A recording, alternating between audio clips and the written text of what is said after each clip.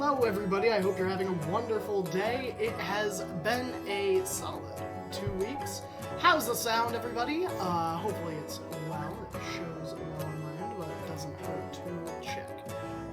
But if this is your first time tuning in, welcome to Graham Crackers. Here at Graham Crackers, we are all about making memories with friends, whether those are through TTRPGs, RPGs, or video games, such as MMORPGs. Do you see the trend of RPG in the name? Well, that's what we're about. But tonight, once again, I join you on this Tuesday evening to bring you the wonderful, fantastic Anarions Rest cast and myself, their lovely DM. Tonight I will be playing with some wonderful friends as we roll dice and play make-believe, and tell stories that we'll remember for the rest of our lives. So, though they need no introduction themselves, I'd love to know 3 things from my fellow friends, which is, who are they playing, and what's one thing they're looking forward to in the next upcoming few sessions? Oh boy. Thinking in the future, that's tricky. How will I, Bob, who's playing Build a Stone Song, think about the future and what possibly might be coming forward worth doing?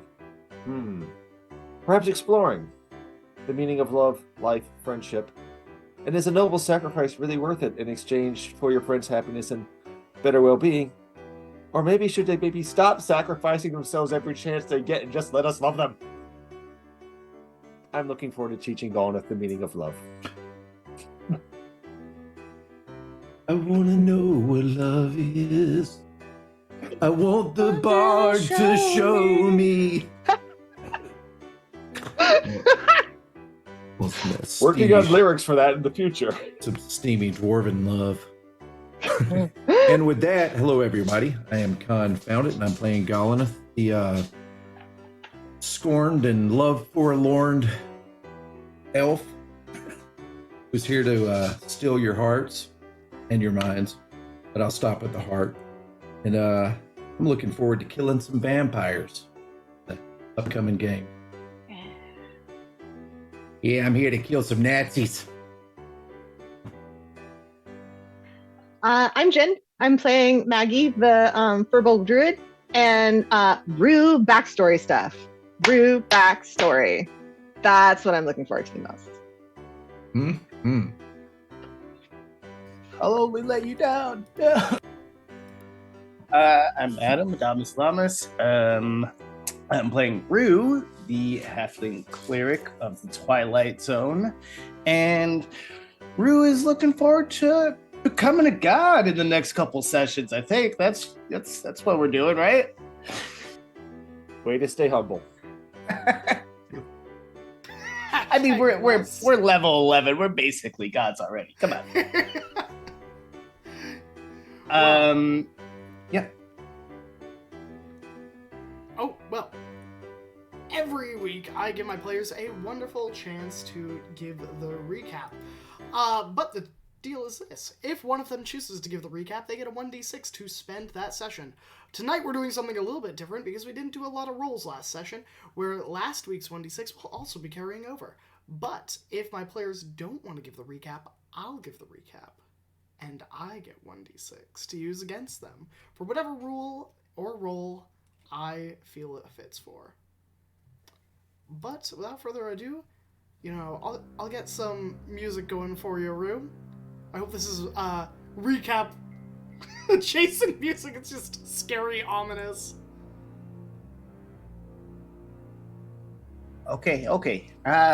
Last week, we defeated the Maggie, well done, and might have propositioned them to join our resistance, and then Maggie also had a chat with the tree that talked a little southern like, join our resistance, and then I kind of forgot what they actually said, but I'm sure it was groundbreaking stuff.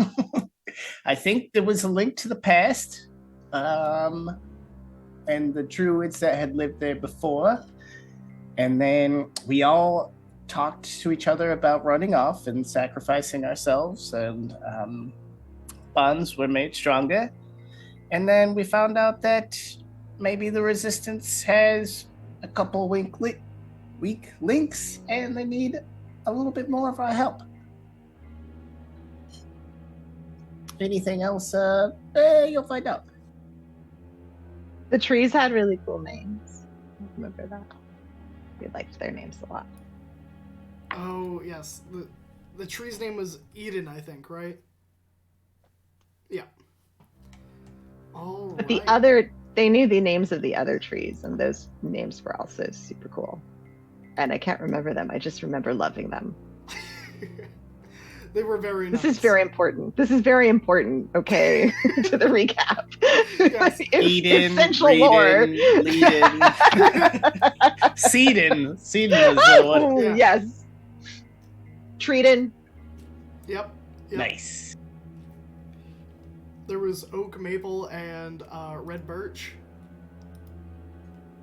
But without And further Scott. ado, I believe we left off last session with Rue sending a sending spell.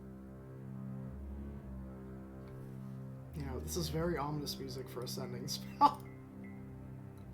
So, Rue's sending it. Ominous is right. You're right, maybe it is.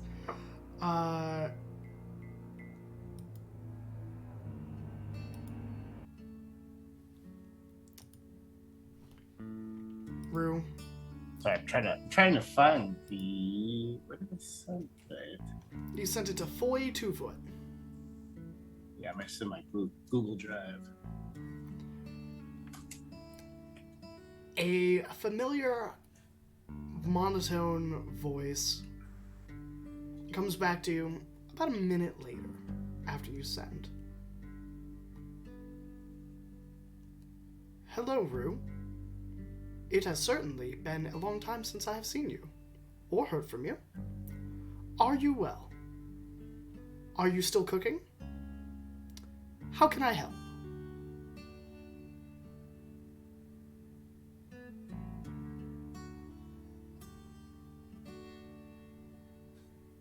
Okay. How many spell slots do we have? Yeah, she'll respond. Hey, that's gonna be one word. I'm just string it all together. Say, hey, I'm still cooking. Doing well, mostly. How are you? We could possibly use some help in this area that I am in. I don't remember the name of it.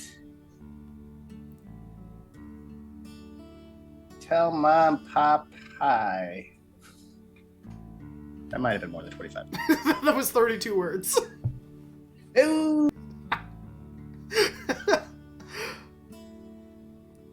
Well, Maybe just somehow, led with the location. somehow Adam didn't remember the location, so maybe sub out Yeah, the Chessex. name of Chessex. Yes, that's fair. It's fair. I'm happy to help in what regards I can. I still owe you for all you did for me.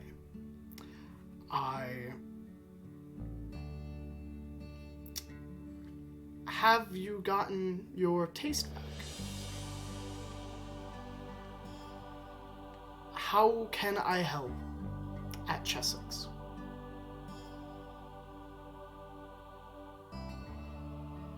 We're just gonna look to the rest of the party and say, do we have an idea of what we want to do? I might be able to get my parents to come and help. Yeah. The Dragon Hunters. Yeah. We were talking about trying to rescue the person from the city, and I believe you were trying to nobly put yourself in danger's way in order to do that, and the rest of us said no. I think Gollum was on my side with that as well, or Right. Double no. But that's what we were trying to do initially, I think. Well, I believe we talked about.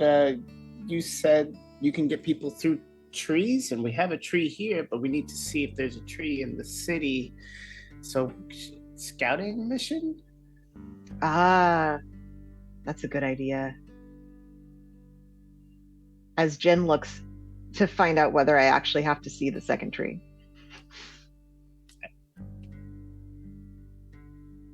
I may have to know of it. I'm not sure though. Yeah, I have to have seen or touched the destination plan. Yeah. That makes sense. Otherwise, it would just be so easy, like any tree you could use. Just Hey, you guys got trees there, right? Yeah, come on over. cactuses are kind of like trees. I mean, there's some So- big cacti out there. Scouting mission, for sure. Definitely, we would need to do that. I don't know how close a tree line is to the city. Maybe other people would know.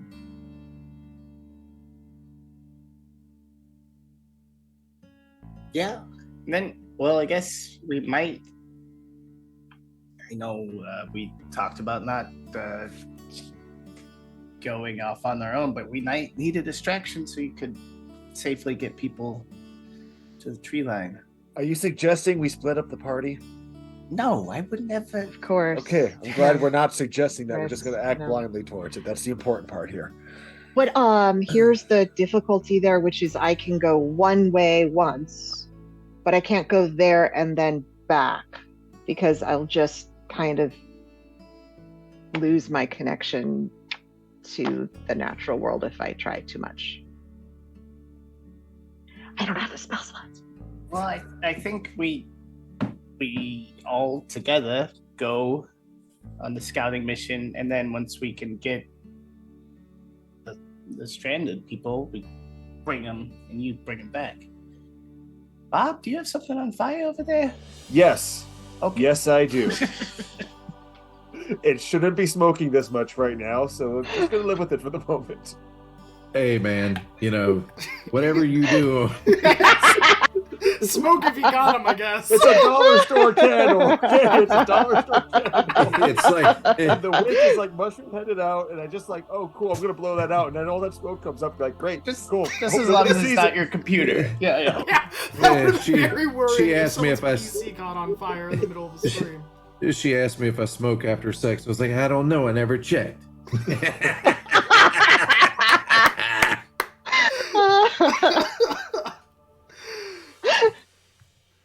Oh, So, in the room itself, Adalian, Rage Fiend, the tiefling leader of the Resistance, is still a little ways away from you, about 25-30 feet, chatting with his two advisors, and the half-elf, auburn-haired cleric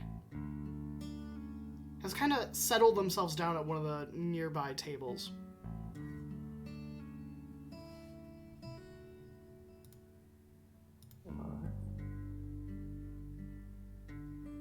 I'm not much of a strategist, and who wants to coordinate this? I'm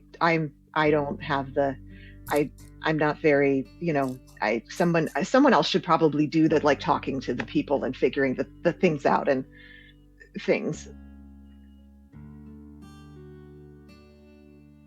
right, got it, understood. 1, 1, 2, 3, not it. Well, did we figure? How often can you bring up and down the wards in a day? Is it once a day? One time, unfortunately. I didn't mean to make myself sound more powerful than I actually am, but just the one. So if we go there and I could fly there, then I can get back here. Oh no, I'm sorry. I mean, how often the protection wards in this place can they bring them up and Oh. down? That I don't know. Who's one of the other wizards? Is it Dedalian? Daxelton and Vesix. Vesix is the halfling who is a little upset at Karis. Daxelton Yes. is the Aarakocra. And they're both out of the room right now, right? Correct. Though Yeah. you do know that one of them is near the ward stones at any given time. Okay. Maggie, excuse me, choking on my beard there. Maggie, quick question. So this stepping through tree thing, can you do that if this place is currently protected while that? Like, do we go underneath the little sphere of protection because we go through the roots, or do they have to like have the shields down per se? I think that I would be able to do it. I think it's arcane magic that can't get through, but druidic magic can. Right, DM? Did I have that right? Yes, that is your understanding. Right. Whether or not, okay, do I have that right according to what my understanding is? Important distinction. I think that that's how it works. We could test it, but then I would have to wait another day. I have faith in you. Well, I don't. That's not really. It doesn't matter me or how. It's just I just don't. But let's not assume. Well, we don't know how long these people have. We might. I don't know if they can wait another day. Then maybe we need a backup plan in case I can't get through. Or I could just come very, very close and we could walk through. Yeah. I mean, my backup plan was just gonna be run screaming, but I mean, another tree would work, right? Probably better than running and screaming. Running and screaming has worked so well so many other times. At least make it quiet running if you're going to do it. Okay, sure, we can handle that. Yeah. Just inside voice, inside your head voice. Well, why don't we ask and make sure that we understand how this works? So that they understand it better than us. So we could ask and try to make sure. So either I bring people closer, I bring people to the tree with the golden apples. Yeah, that makes sense. All right. Cool. Shall we go to the warding stones? Yes, absolutely. And then I guess also it seems like so we have 4 inquisitors in the city. Should I try to get back up?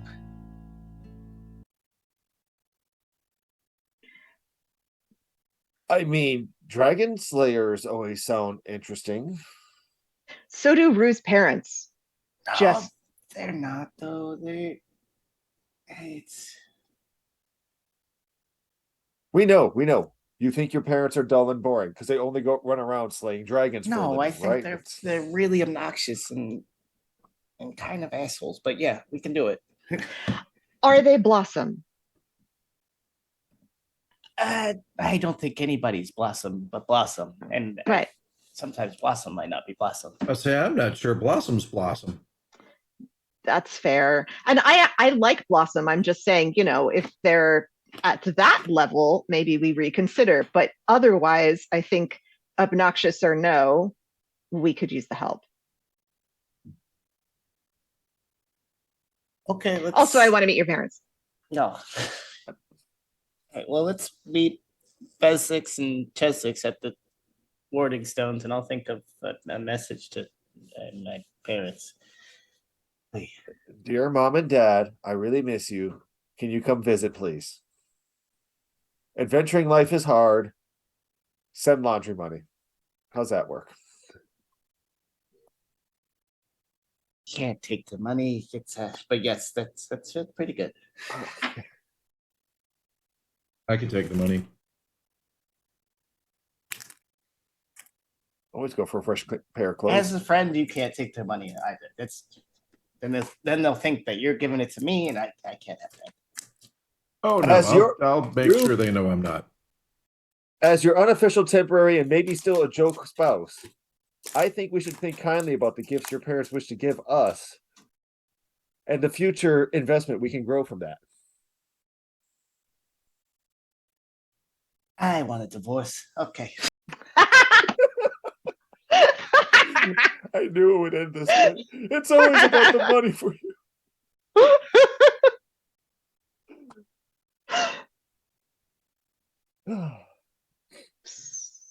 So someone else is going to represent the group in talking to the strategic people. Absolutely. You check on the wards first, or just walk up to them across. I kind of stare at the leadership across the room, roughly 30 feet away, or do we go say, hey, we're going to go do this and just do it? Adalion looks at you for a moment, having numerous times given you free reign over this area. We're doing what we're going to do. And he has a map in front of him, and he kind of is like marking different dead drop points. And he just kind of looks at you for a moment and just kind of gives a shrug like, you do you?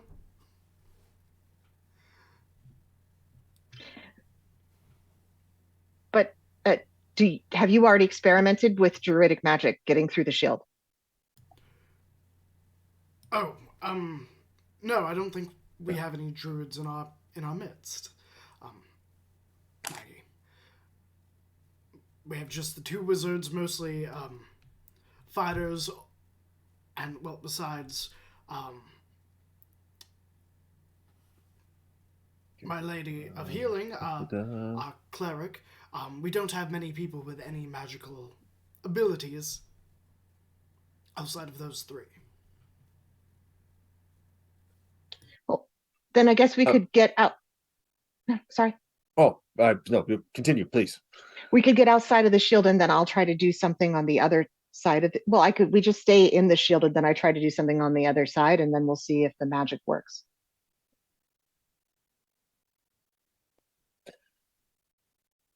Absolutely. Graham, I'm going to just start spying over his shoulder at this map a little bit. You're spying over the shoulder of a tiefling? Okay. Point. Well, they I'm were gonna get sitting under the down. armpit They were and sitting kinda- down. Yeah, from under the armpit, spy around the side. Okay, Just okay. Look at them. Roll me a investigation check. An investigation check. I bet I have numbers added to that. Maybe. I hope so, because that was only a 7. So 7 plus A, B, C, D, E, I. Oh, plus 2, so 9. 9. You see a series of marks on the map. From the earlier discussion, you can kind of surmise that they are dead drops, but without knowing the layout and the landmarks of Chessex itself, it's very hard to get a grasp on where these necessarily would be. Okay. You do make out a tavern and about 14 buildings. Okay. One of which is circled, which seems to be the tavern. Tavern is circled, huh? Cool. Cool. Any other information you'd be kind of looking for as you're looking over his waist? At this point, I'm just going to point right at that circled tavern. What's that now?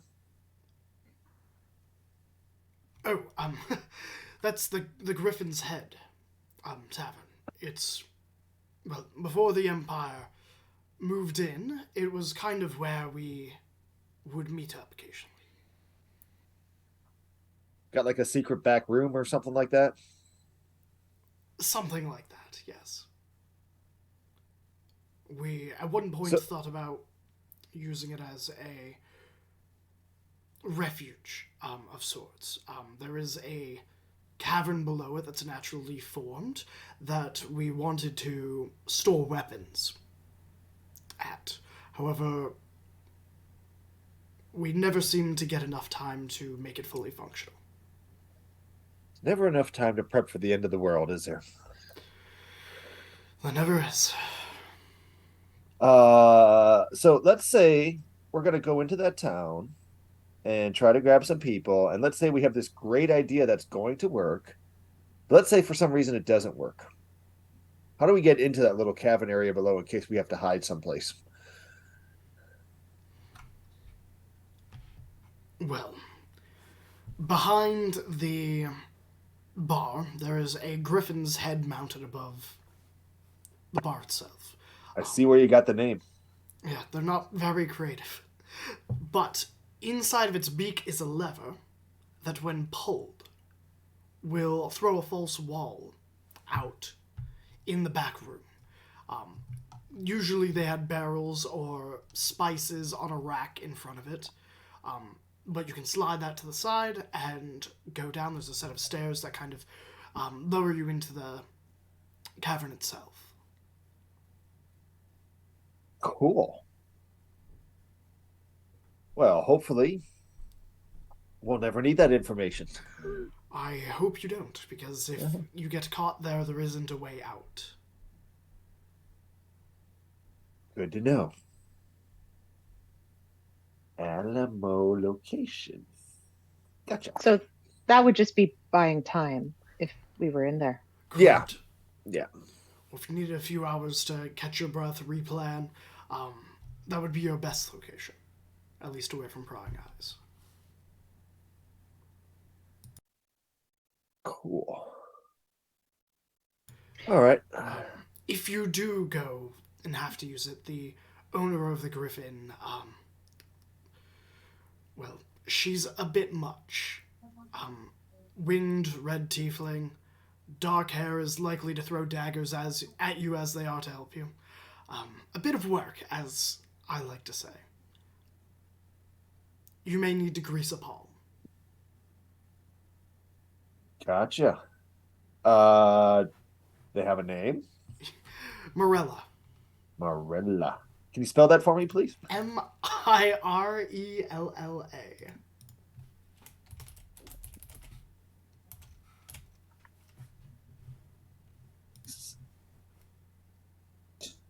Fantastic. Cool. We're gonna. Took me a minute. I looked down, I look up, and I saw the chapstick, and I thought you had a kazoo for a second there. I was like, wow. Just dry lips. That's moisturize those lips, folks. Anyway. That was agreement. Yep, See? yep, 100%. All right. Puts the lotion on its skin. The advisor kind of looks at Adalion for a moment. Are you sure that we should be giving this information to them, sir? Worst case scenario, they catch us, we squeal that there's a backdoor basement at this tavern, and you have nothing of importance there, so That is quite literally a dead end. yeah. You were going to, you know what? Never mind. But I mean, no. Who's like closest to me? Oh, that would be me. Stop. Emotionally, physically, like, All of the above. I would say emotionally, maybe Golaneth. Physically, Rule, like- I'll leave that up to you. Well, I guess Golanoth said him, so I'm just gonna. Or them. Golanoth's gonna. Or Rue. God damn it. Rue's gonna tug on Golanoth a little bit and kind of whisper in there. Yeah, I still don't fucking trust this advisor. Have we gotten any intel directly from the advisor? Yeah, he was the one that presented that the dead drop was caught, and Yeah, that's that right. He wanted to either send another agent or utilize all of you to find out if that was compromised, Gotcha. as So someone what who you- haven't been seen in the city before. What you're saying is you think he's sending us into a trap. You throw out a sinister voice, and then suddenly they're evil. You prejudiced fucks. Well, you had an inside man and they got caught. I don't know. I mean, something's up or he's just completely inept. I'm going to go with a combination of the both. I tend to agree with you. But the question is, why? What's the motive? What's the point? What's the end game? What do they get from it? Yeah, that I don't know, but maybe we should just save this conversation for another time, as we are just whispering to each other in a room full of people. I was Like, using my library voice. like all three of them can hear you. The cleric is like looking at you with like the most bemused look. She's just like, Stealth check. Like the advisor and Adalion are just like, Well, in that case, then I'm just Yeah, gonna can we call roll him to out. stealthily whisper? sure. I will tell you that Adalion has a 23 on perception for their roll. Okay. The advisor has an 18, and the cleric has a 24. Colonist can beat it for sure. Yeah. Oh, yeah, that's true. yeah. Yeah, no question. I mean, I can't roll Ooh. less than a 20. Hold on. Ooh. Stealth? Yep. That's 19, so that's the only person I needed to beat. Done. Okay, yeah, okay, then he does not look like he has noticed. The other two definitely have. Yeah. All right. So I just look at him and be like, look, either y'all are just deficient in your position or you're up to something. So which one is it? Or is it both? Because you're going to get a lot of people killed. And I don't know these people. Yeah, easy. Where's that? Yeah. I'm tired of people dying senselessly. I mean, I that's understand fair. it's a war, but if you're going to send people stupidly to their death, then you need to do something other than what you're doing.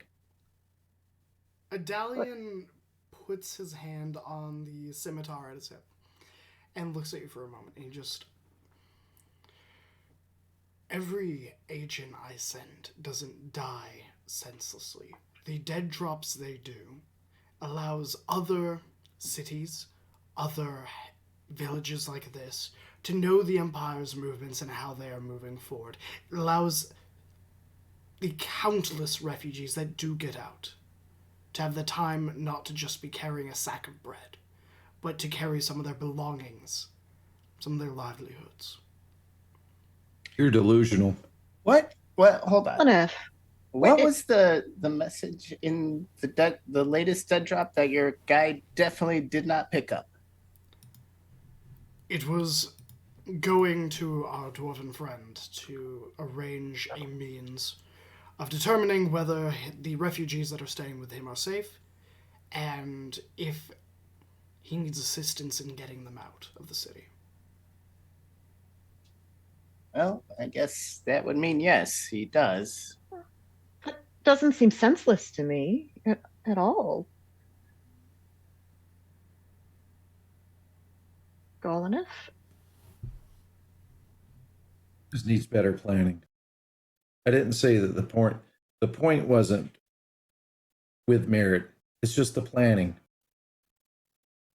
But also, like, none of y'all can send messages. Like, I could have done that for you, and you wouldn't risk people going to random places. Up until right. a few days ago, we didn't have your skills or know you. Fair point. Can be you fair, send messages?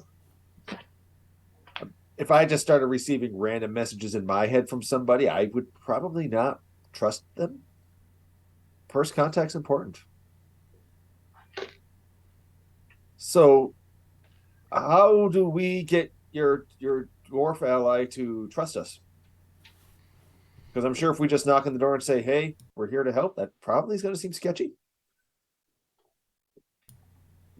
Adalion purses his lips for a moment, and the advisor speaks up.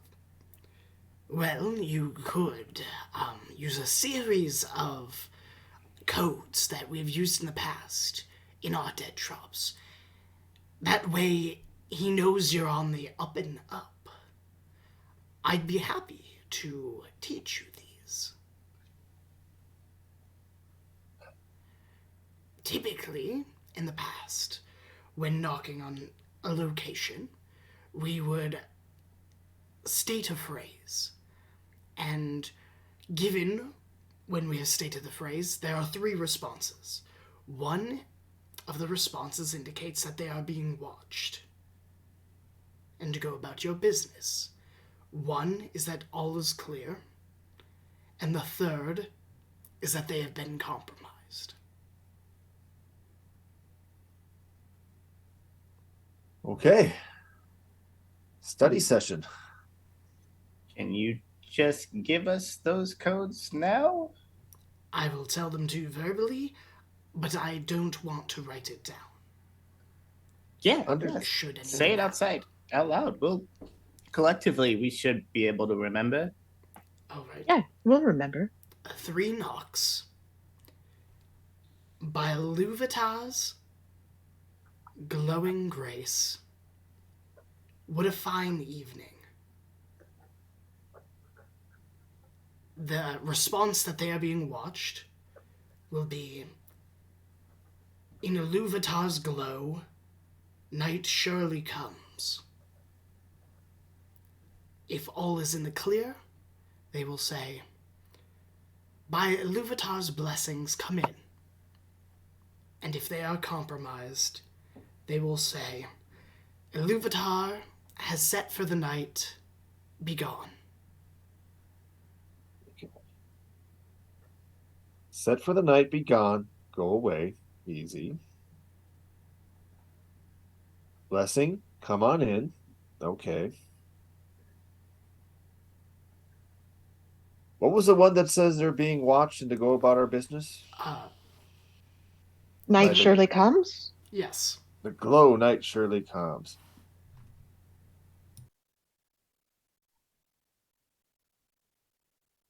Okay.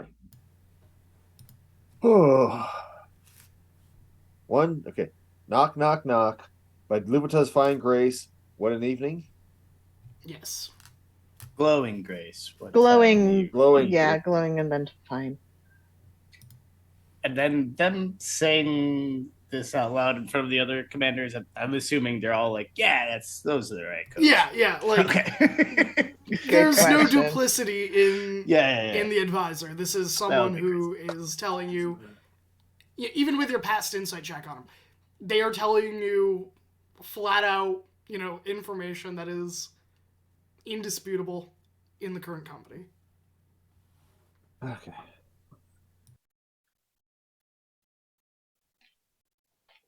Cool. Fun. Okay, so if we knock, they give the command, we should talk freely, and then we can figure out what needs to happen from there. Cool. Nice. Wonderful. Anybody else getting nervous about this right now? Yeah, a lot of our plan seems to be figure it out. Yeah. It's a big component of the plan, which I feel like we sort of have a possible plan if we test about how to get back here very quickly, but are they likely to recognize you, Galvaneth, through? Are you going to be disguised? How are we? Well, hold on. Actually, I just talked about this, and now I'm like completely ignoring it. Can I just send a message to the dwarf right now? Right? I know his name and the possible description. You could try. I don't know how the spell works. That just sounds like it's going to terrify them, set them on edge, and force them to move in an unpredictable manner. Yeah. They might not be willing to answer. How's that going to go? Hi, I'm Rue. I'm hanging out with your friends. I'm not the enemy. Hey, where are you and how can we get to you? I mean, that just seems like, okay, everyone pack up and leave now. I'm just... But they'll know the code. Or if they're being watched, they may exclaim loudly if they're not used to getting it, and then that'll let the mages of the Empire at least know that someone is receiving messages. Feels like 75% it would work and like 25% it would go really badly. But all right, what I can do is I will round up some of my troops. If things go poorly, we'll move in and try and create a diversion to get you all out. You're not alone. None of us here are alone.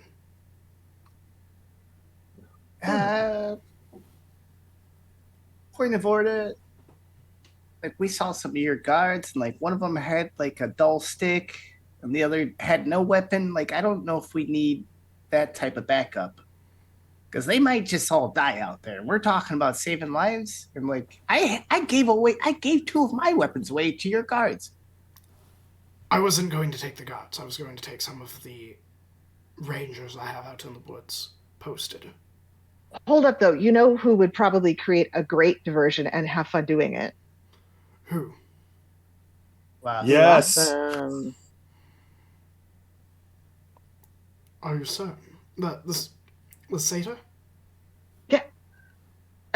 I mean, I can't think of anyone more diverting than Blossom, and Blossom could do some, fey things out in the woods that would be diverting. And then if anyone can get away, I would guess that Blossom can get away. That could work. That might save us some time. But I will at least have 2 of my rangers out there with longbows, if needed to provide at least cover support. Absolutely. Perfect.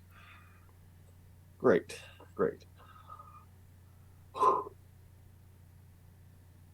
Just breathe.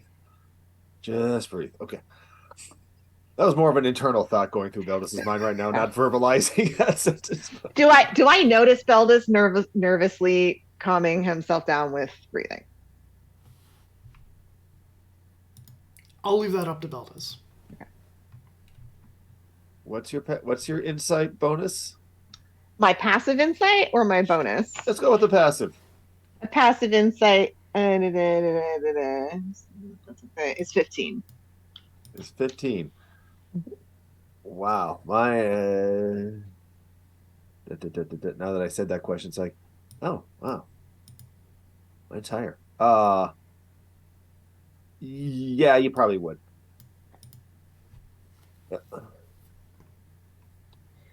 Beldis, we've fought far more than this before.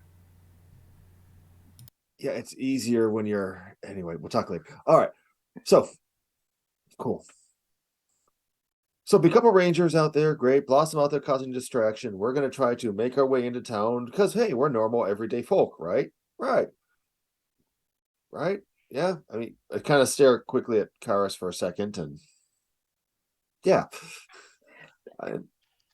These Karis are likely to be recognized. I think Karis... I don't know what their spells were for today, but I think that they cast Disguise Self on themselves. Like, that's how I, as a DM, is going to handle this, is nondescript, average human female. We'll find a way around it. No problem. Avoid direct eye contact. All's good. People travel with hoods all the time. It's getting chilly. It makes more sense that way. Right. Yeah. Then shall we go? Let's double check with the rune keepers to make sure that we have a chance of this working before we start blindly testing it in the field. And did you want us to talk to Blossom? Or are you going to do that? You did seem much closer to her than I am. We can do it. But, we can we'll talk to Blossom. Wonderful. Yeah. Blossom first or barrier first? A barrier, definitely. Barrier, yeah. Let's see if it works first before. Yeah, because if we know it doesn't work, then we might have to alter something quickly. Okay. All right, you make your way over to the rune stones. These scattered druidic runes, all formed on different types of rock, slate, marble, lying about with the small stream kind of encircling this island, this grassy island. Vesix is standing there, the halfling. He is holding a wand up in the air and kind of waving it and drawing these elaborate glowing light blue runes into the air and then kind of casting them off as he notices you approach. Did you get it? Did I get what? That fly you were about to magic missile. Nah, I didn't get it. They say it always hits. I doubt it. But this is quite the company. What can I do for you? Can we walk through a tree and come back through the shield while it's up? The come back through the shield is the part we're asking about. The tree part, we're good. We can definitely walk through trees. That part we're certain of. Does druidic magic pierce the barrier? That's a much better way to phrase that question. Absolutely. What you started it, and then I had time to think about it. It was just because you did the rough draft. There we go. Does druidic magic cut through the barrier?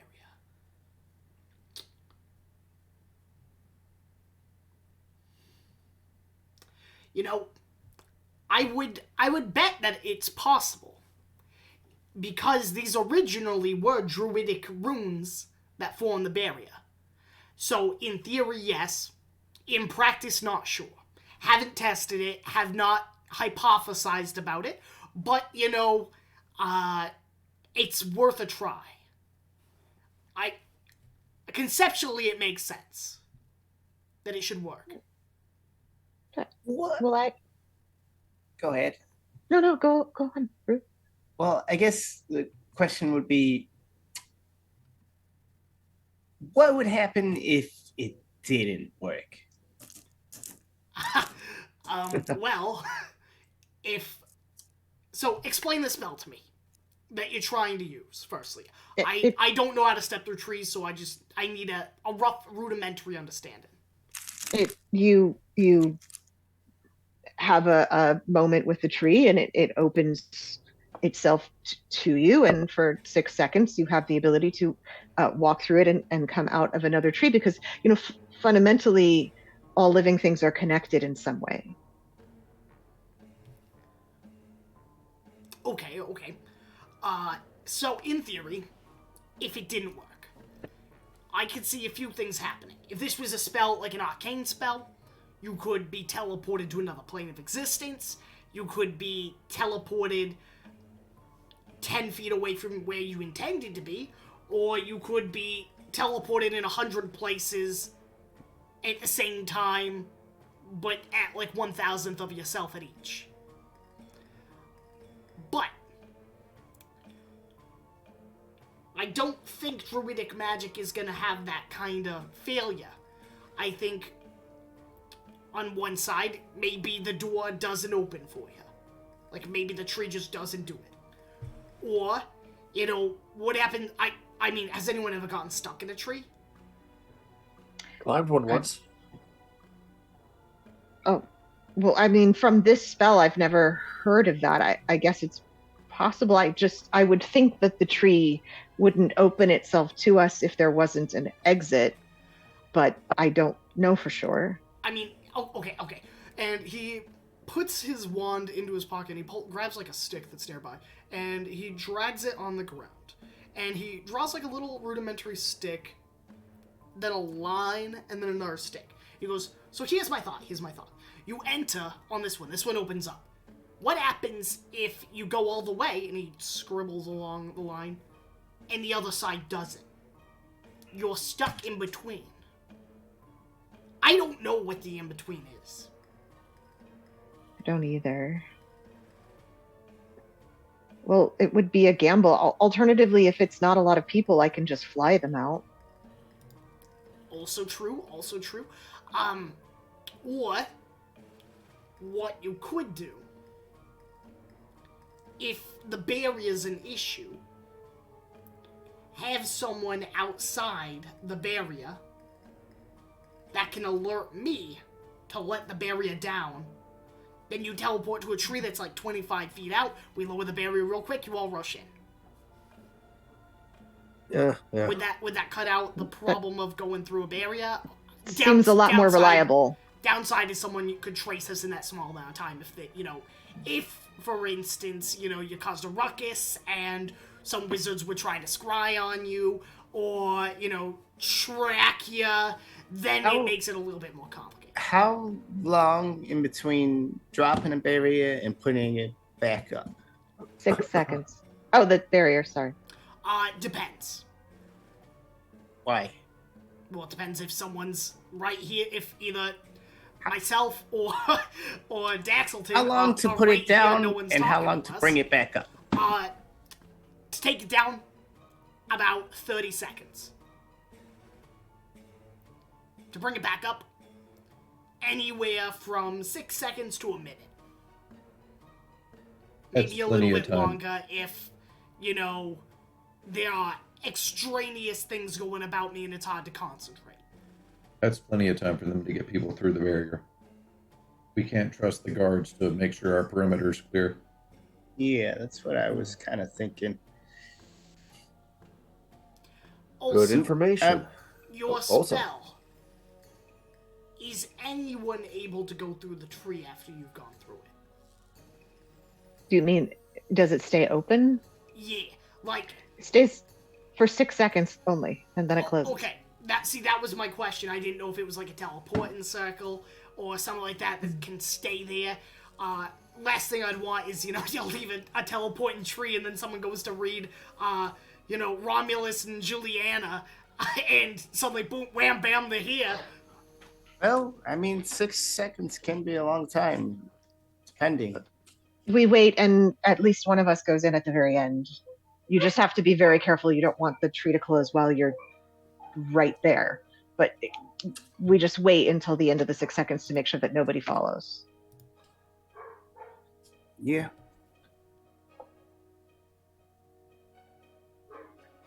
Okay. So, I mean, we have to believe that they're scouting the area because they apparently know you're here. So we can't drop the barrier for a full potential minute. As little dilly-dallying as possible between the moment we say jump through a tree. Yeah. Okay. If we're not willing to drop the barrier ever, then we're stuck here forever anyway. Like there's no winning this if there's no flexibility around the barrier at all.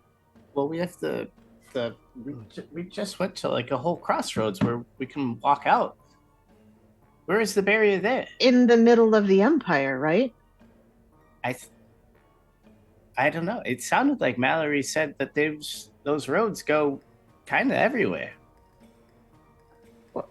If they go everywhere, can't we get to Chessex?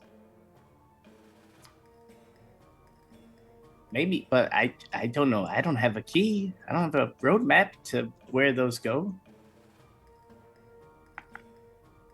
No, Lauren probably does. Vesix looks so confused. He's like, roads? I haven't seen any roads.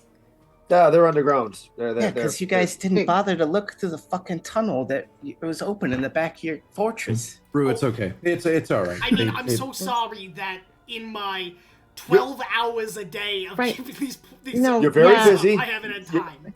You're doing a very important job. Thank Yeah. you so much for all the services you're contributing for Hey, everyone. listen, Yeah, Like, I'm we not- owe you saved you so more many than you people. paid. You're doing really well. I'm not attacking you. There's other people involved. You're not the only one.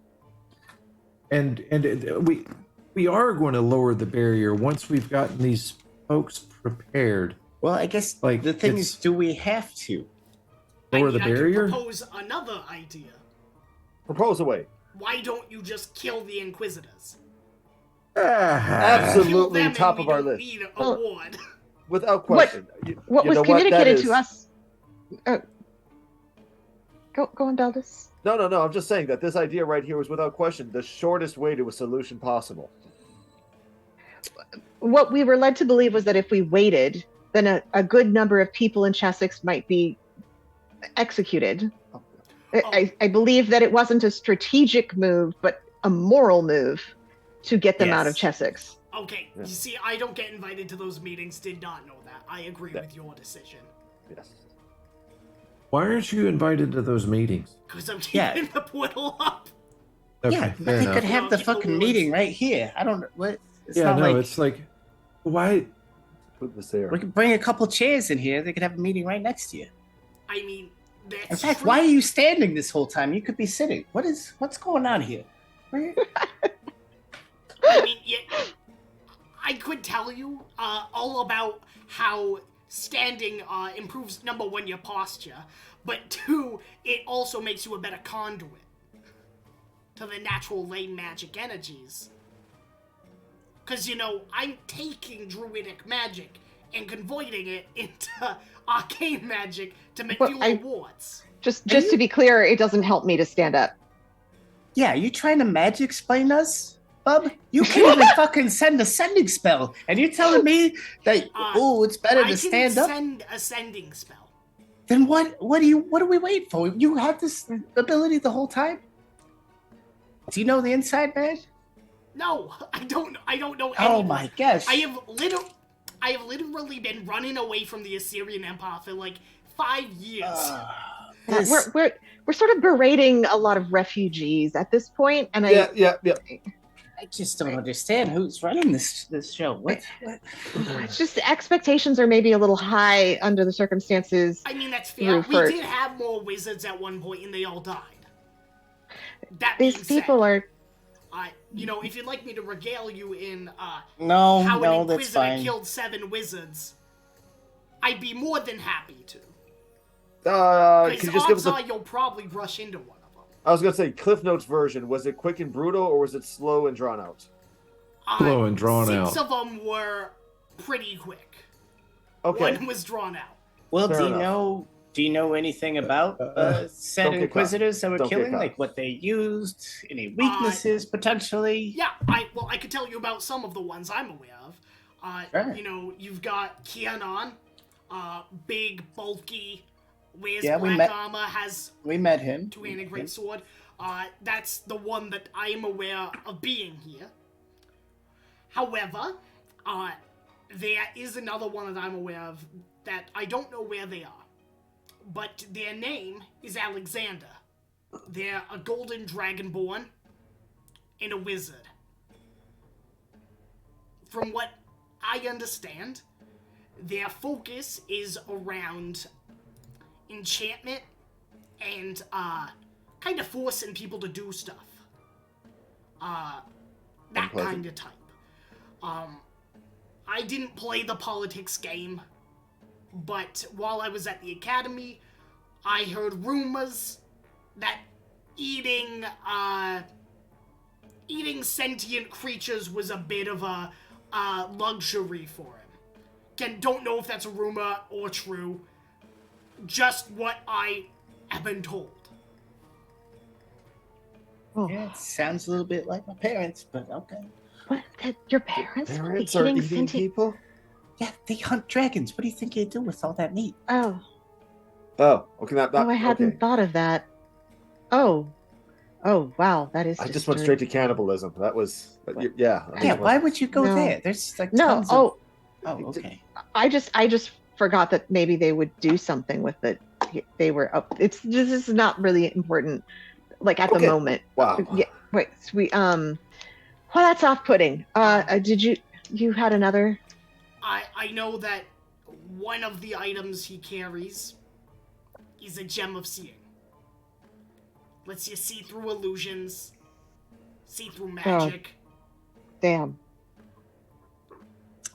Yeah, we found that out the hard way. Practical Couldn't he see disguises through the are ward, better. then? Karis. What Yeah, was that, see Golden? Can't he see through the ward? Luckily, I have prepared my ward because it is not necessarily hidden with like an invisibility spell. It is manipulating the natural waters to form a natural barrier. It prevents true seeing. The barrier is behind the water. All right. So good meeting. We learn right now practical effects are better than magical hiding. Okay, good to know. Good to know. Stage makeup time. Okay. Only other thing I could tell you is there have been rumors for a long time that one of the Inquisitors can change their form. Don't know who, it's hard because I have never met any of them except for Kianon that one time I was running away. But what Karis used to say is, every bit of rumor has a glimmer of truth. Now, I don't know if it's magical, I don't know if they're like a changeling, or it could just be, dumb people that got fooled.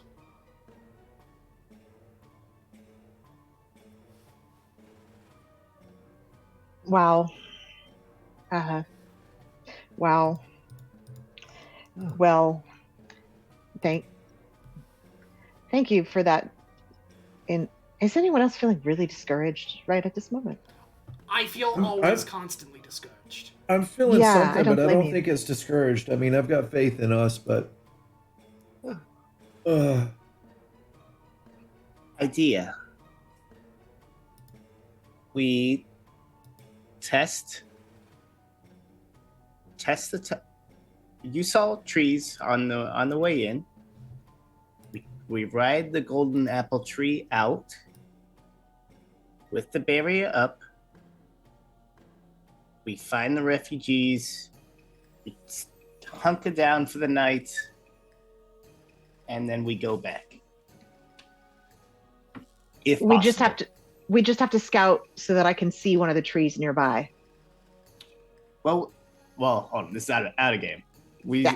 We came in, so we would have seen some coming in, right?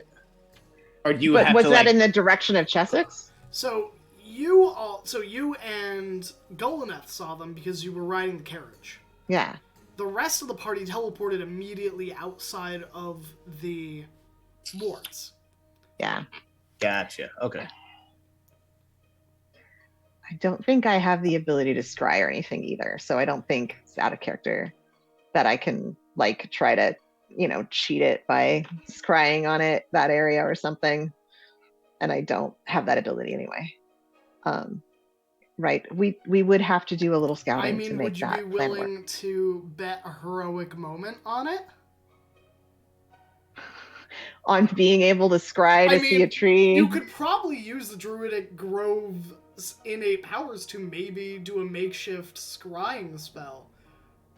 Just, it may have some ramifications.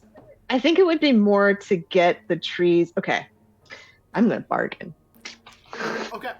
Okay. I'm open to this. If this is like a heroic moment, then this is more, and to like make it make sense, it's not scrying because that's not what a druid does. It's more, I think, it's more getting the whole network of trees to speak to me in a coherent way as one, which means not only would I get familiarity with trees that I could transport to, but I would know what they've seen going on in the woods and where they see people. Okay. I like this.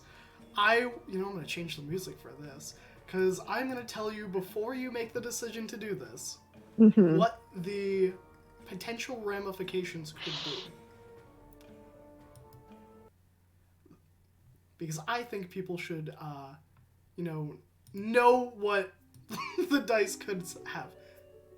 So, you could do this, getting all the information from the trees of what is going on in a powerful ritual. But if there are other druids, they will know that this is being enacted. And that is if you fail by less than 10 on the roll with the DC set on the D100. If you fail more than 30, then not only will other druids know that this ritual is taking place, but you will also suffer a -2 wisdom for a week as you are bombarded by the information rapidly being sent to you. I'm going to say out of character, I don't think that risk personally is worth something just to use this one spell, right? Like if we can come up with a backup plan that doesn't take that big. If you succeed by 20 or more on the DCI set, I will give you 3 answers to 3 questions you have that the trees can answer. On top of getting the information that you originally are looking for. I think the ritual is like something of the land. It's a druid spell.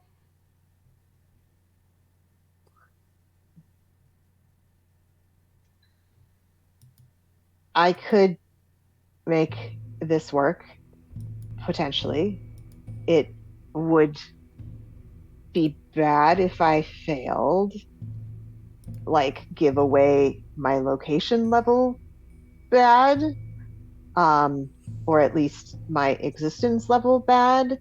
But I could gather a lot of intel if we wanted to try it. I don't know if I could do it. It might be a little. Okay. Here's I could a try question. it though. Here's a question I think we're maybe not asking ourselves here. The Empire has no clue who we are. They have no real. Okay. Let's plausibly assume Right. they have no. If they poke and prod, they'll find out different story. But on a casual walking by, moving around, we're just People. We're just travelers making our way through here. Maybe they stop and ask us questions. Maybe they stop and say, "What are you doing here?" and stuff like that. What are they really going to do to impede our movement through? That is not 100% true. Then please fill in that blank for me, because that's where I'm. Well, I mean, we have Karis here. Okay. Galaneth and myself were both seen by one of the Inquisitors like 2 days ago. Stage I makeup will doubt hopefully they solve that forgot. problem. Let's just. So we avoid Inquisitors. We He can avoid a see lot through of magic. stage Sorry. makeup. Isn't magic? Yeah, but Technically. if you're, I'm I'm not downplaying your skills, but can you make this and this and this all look totally different? Can we plausibly get by without people of significant knowledge of us finding us? I'm just saying, we get it. There's a couple people that can identify Well, I you. mean, There's you also could- how if many you other have people a there hood thrown who have over no your clue. head and you keep your head facing downwards, Yeah. and maybe talk with a bit of a raspier voice, or try a different voice when someone's talking to you. Magic isn't gonna tell anyone anything. Yeah. If we walk through a checkpoint, like we know we should be walking through a checkpoint and not trying to be caught sneaking around or being obvious about it, we're not going to raise that much suspicion. I mean, most of us spent how many months on the road? We can all get a little dirty again and just look like we've been doing it already. Have you seen me Yeah. try to lie? And that's why you're going to just smile and offer honey. But I do want to go back to, like, you do make a good point that if I do try to communicate with the trees so that we can transport, and a druid finds me, who cares? They don't know that I'm doing anything. This is also true. I mean, Yeah, I'm just communing with the trees. I mean, So long as no one directly asks me. I think it might be worth it because on the other side we need to drop the barrier to get out, and just so happens they have a scout there, then they know we're here already. I mean, how can we help? Like, do you That's need any assistance? Like, how can we make this easier? I don't want this, I don't want any risk to you. I don't want any risk to the people here. Do you need anything from any of us? Rue is gonna Or guide even Blossom. Maggie She if, seems like if they decide to do it. maybe she knows something. There will be risks to all of us, right? There's really no way to not take risks here, right? There's no way to not take risks and win this. It's all risks. So, Every second of it is a risk. Every second we don't do anything is a risk, and every second we do anything is a risk. So let's do it. What do you need us to do to help you do it better? I have absolutely no clue. Okay, that's a start. Now we know. Right. I have an idea. I have a thought. I don't know. If I go to the old spot where the druidic tree used to be, where it was taken, Yeah. and maybe this is a wound to the other trees around, so they will be more likely to notice if there's someone there. I don't. Like that raw spot in the back of your mouth you can't stop tonguing. I like this. This is a good method. Yes, like a canker sore, a little bit. Maybe that would help. Absolutely. I could try that, at least. I could try, and then I could try that. And if it doesn't work out, and I'm not as helpful as I would otherwise usually be, because it messes me up a little bit, then I just am less helpful, and I might not be the one to go out and do the other risky things. This is risk enough. Right. Okay. Right. I'm not going to die, I don't think. So Why do we Seems always worth keep it. bringing that in? Like, I know it's always an option, but seriously, we Well, have to stop thinking the giraffe is going to stab us. But if you compare it to us going out there and taking risks against our lives, it's actually less of a risk. Exactly. This is safe. This is you're going to get slapped by a penguin. This is okay. We can handle that, right? Not terrifying. I can do believe this. in you for what it's worth. I don't know anything about druidic magic, so unfortunately, I'm gonna stay here and keep the wards up. But I'm sure Daxelton may be able to assist you if you need him. Okay. Cool. Any help? Yeah. Let's do it. Let's do it. If I don't, I'm gonna wimp out. So let's do it. Maggie, I believe in you.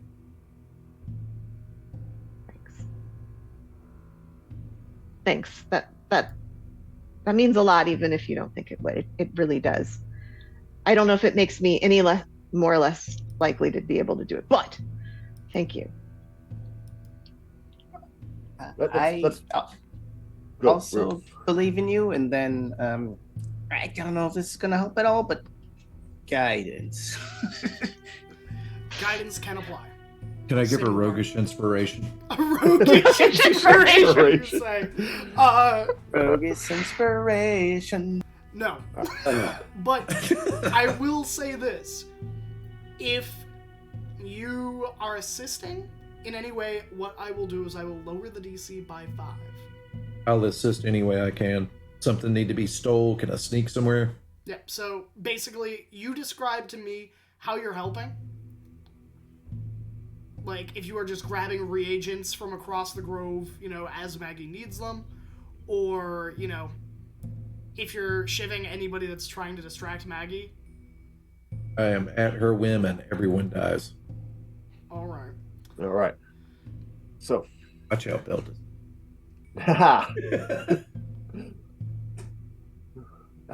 Anyway. So, we're going to go outside to this spot, right? Right. All right. I don't know how long it's going to take me. That's okay. It might take a little while to just coax them into speaking or noticing me. Do you want a chair? Oh no, I'll sit upon the ground. Perfect. Need some water. I think I'll be busy. Okay, I'm just making sure here. We want to make sure these things are, these little interruptions that we're out of the way, we're prepared for it, okay? Because you got this. Totally. Why am I nervous? Thank you for taking care of me. Yeah. So. Okay. Let's do this. Let's do this. We make our way out there, right? Yeah. I head to the place where the tree used to be. Okay. You head out to the man, this music is stressing me out. I'm on edge now. Maybe I'm glad I'm not listening to it. It was like ritual drums. Yeah, it was. It's that moment when Indy turns the corner and you just see Kalima. That was kind of what we had there. Yeah. So. Kalima shall rule the world. So you head to the area of ground. It is fervently green and vividly bright. As you kind of settle down, sitting on the grass, you can feel it on your fur as the slight breeze in the valley itself causes them to almost whisper to you in a forgotten melody. Gullineth, you are assisting. Rue, you are casting guidance. So you will need to maintain contact for the entire casting of the spell. As I believe guidance, you need to be touching them. And it lasts a minute? Yeah, 1 minute. Yeah. So you'll have to be redoing it every minute, but easy enough. Plus D4, right? It's a plus D4? Yeah. Guidance? Is it a D4 at your level? Yes. Okay. Beldis, any inspirations or anything you're giving? I got a couple things, actually. Oh. So I guess as a Mag probably gets to that spot and starts feeling all the energy. All right. Mag, do you trust me? Implicitly. Great. 'Cause I will trust you as stab him. well. I pull out a knife. Okay. Okay. I just need a little bit of your hair here, quick. Oh, yeah. Go ahead. Go ahead. Take the hair. All right. I thought you were going to do something else. Yeah, I know. That'd be horrible, right? Yeah, it would be Jeez. really horrible and No. kind of take away my concentration. This felt It would- horrible enough as it is. Put the knife away now. Take the hair in my hands. And that is enhance ability, Owl's Wisdom. Because I don't know what check we're going with, and I'm hoping it's druidic advantage on wisdom checks. Nice. Okay. All right. All right. Take your hand, because I can't put my hand on your shoulders. There's that thing here. You got this. You're way better at this than you think you are, and nothing to fear.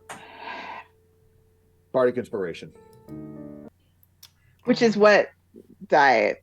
A at this D10 level. now. D10. Nice. Okay. Thank you all for your faith in me. I hope I meet it, but if I don't, I did my best. There's no way you can disappoint right now. All right, Maggie. The time is now as you feel the grass almost unnaturally resisting the wind as it passes through, standing straight up, almost like an electric energy is pulling them to you. The wind begins to swirl around you as if beckoned by your call. I would like a DC 100. With the enhanced ability, I have lowered the DC, as well as due to Golaneth assisting, I've lowered the DC. Before I roll this, 2 questions, because I've never understood how the percentile dice works. The 0 is 0 through 10, and the 1 is the So higher if you get- one.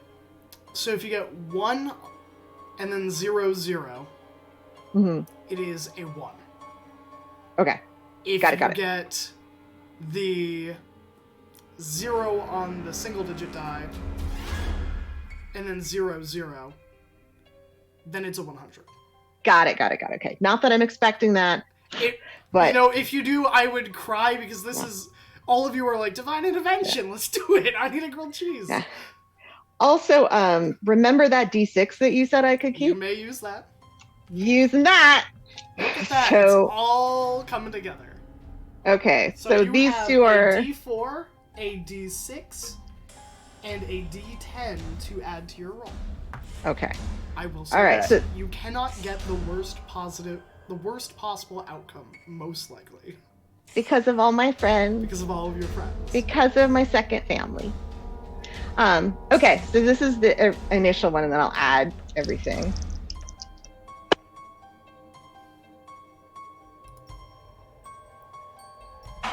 I shouldn't have asked.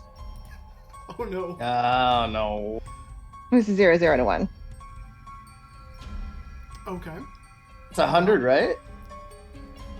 He just explained that it's not. It's a 1. Okay. Just now. Alright. It's okay. Does this count as a wisdom check? Can I get advantage on it instead? You know Yeah. what? Sure. I'm gonna bump the DC up a little bit, back to where Okay. it was, but I'll give you a You are so merciful. I cursed it by asking. That's I know, what had happened. I not said anything, I might have gotten confused and said it was a 100. I should have asked. Okay, that's a 91. A 91. Alright, roll those bonuses. We'll see how high it Okay. goes. That's a 95 with the D10. Oh, that's a 6 on the D6. So that's a One ace. 90, You're at 101. 101. 103, which is a lot better than 1. Alright. Let's change our music.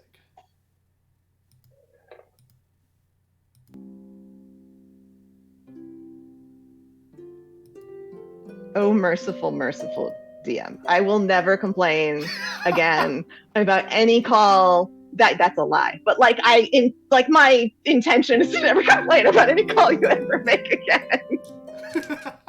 Why, thank you. Maggie.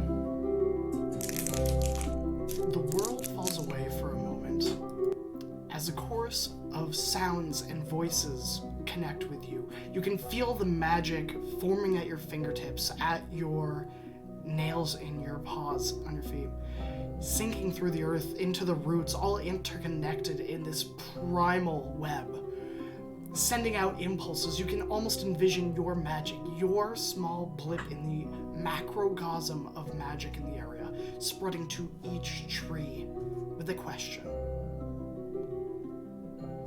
You, for a brief moment, pull in that information as it's relayed back to you one by one. You can feel some of your energy reaching further out, further away. What are your 3 questions you want to know? Do I need to spend a question on the visualization and location of that is ideal a given tree? for the success. Okay. All right. And the location of other people in the forest. Is that one question? Yeah, I will Okay. treat that as Right. one question. Right. Just sort of a mental map would be the idea. I'm looking at what this person can do. And can I meta and get help when I need it? Sorry. Sure, yeah. If you want to take a step back and ask your teammates out of game, Yeah. What questions do we want? I'm Yeah. happy to let you do that. I think I want to reserve one question for a Maggie question, like what Maggie would definitely want to ask for herself. But is there a single question that y'all think would be strategically a good idea? Will it work if we try to come back through the tree with the ward up? Oh, right. That's smart. That's a good one. I don't know if they'll know that, but I feel like it's worth spending the question on it. But he said he was weaving it with druidic magic, right? So I don't know. Yeah. I feel like I have a way of wording that question that might work, but we'll see. So, of course, the first thing I'll ask is, I'll say, dear trees of the woods here, I come to you from a place of wounding. I feel the loss of this place. I wish to heal it as best I can. But to do that, I need us to talk. Will you speak with me? And that's not one of my questions. If I was a meaner DM, I would have treated it as it. But you get a chorus of voices in all different tones, some raspy and old with gnarled roots, some fresh shrubs. Yes, they will answer.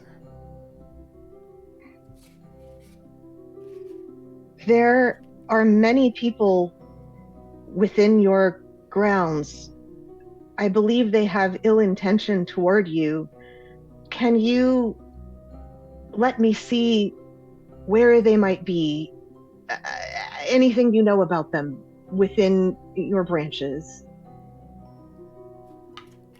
Now I've got to roll.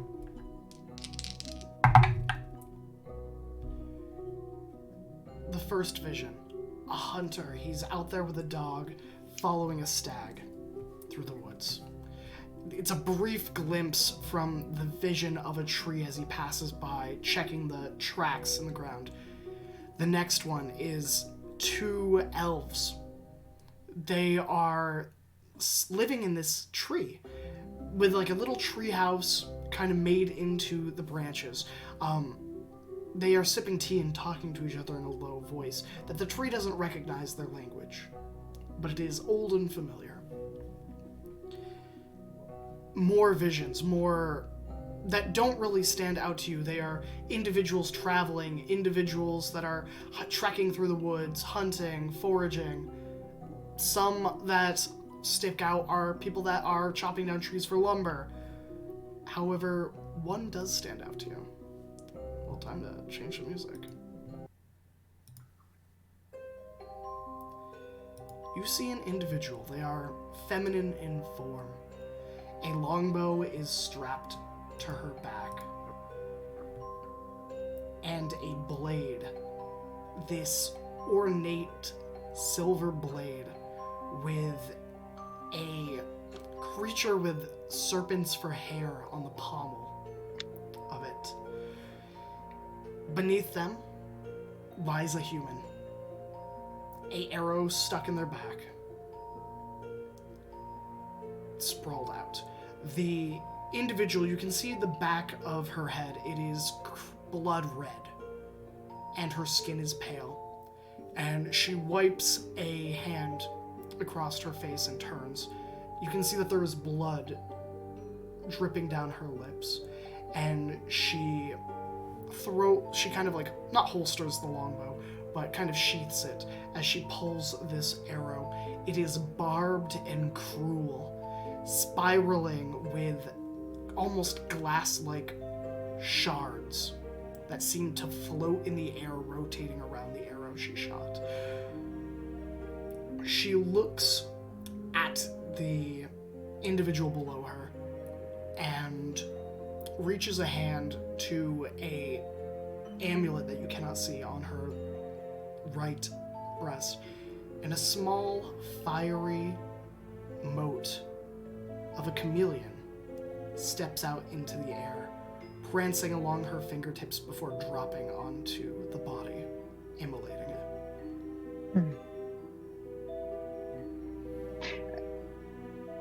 Is she a dragonborn, perchance? No. Okay. She appears to be a wildfire druid. Yeah, she looks to be humanoid. It's hard to tell. She does have a hood, like one of those like half hoods. You can see almost half elven ears. They are tapered in a way, but they're not reminiscent of elves. Okay. Her skin is very pale, but she looks humanoid, or humanoid adjacent. Any sense of location? I'm sorry, I interrupted. No, that's fine. She is located southwest of you. About 4 hours travel. Okay. And as it pulls away from her, there are mounds of bodies as tree after tree after tree follows her wake. Until they stop. Can I tell from where that line starts? So it looks like her hunting ground stops about 2 hours away from where you are, and she has been hunting 2 hours southeast of your position currently. Okay. All right. My last question. No one else in the woods that I'm seeing. Right. This is not my last question. I backed up. Those are the ones that stand out to you. There are some troops that are around the outskirts of Chessex, and a group of troops about 7 hours away, but none of them have kind of gravitated towards Armathane. Okay. All right. My first response to all of this is thank you so much for sharing all of this. I know that it takes effort to push knowledge through yourselves and into me, foreign as I am. My last thing I wish to ask is, how do I heal the wound that's been created here?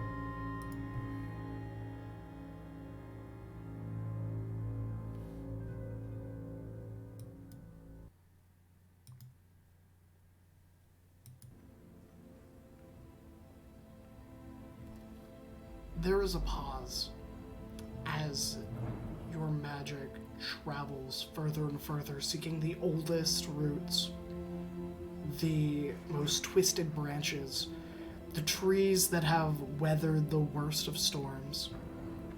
That beauty no longer applies to them as they are worn and weary, but ever vigilant and strong.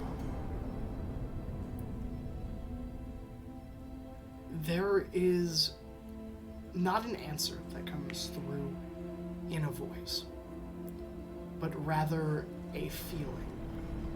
At first, it is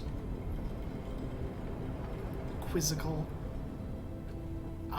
contemplative, sorrowful, and hopeful. A vision takes over your own as you watch in a single moment thousands of years of the acorn falling from a tree, settling in the loam, growing to spread. This cycle of rebirth as the seasons change, always remaining the same, and it stops with the crackling of embers and of fire. And you see this fire, like dragon fire, wash over this forest and then pass. The spring rain weathering the ashy, chalked soil. And you see the first sprouts come up from the ashes, long dormant.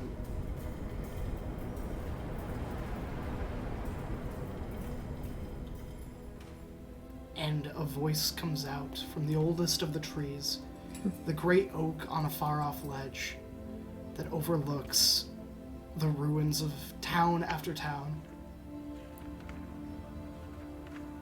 Plant the right seed, nurture it, and the cycle will begin anew. As it is as it has always been. And the last of your magic pulls back, each pulse along the roots, settling back in the ground beneath you. I think as that happens, whether I have time to put it in words or just a sensation, it is, thank you so much, elders. I'm so thankful to have even this moment of connection with you.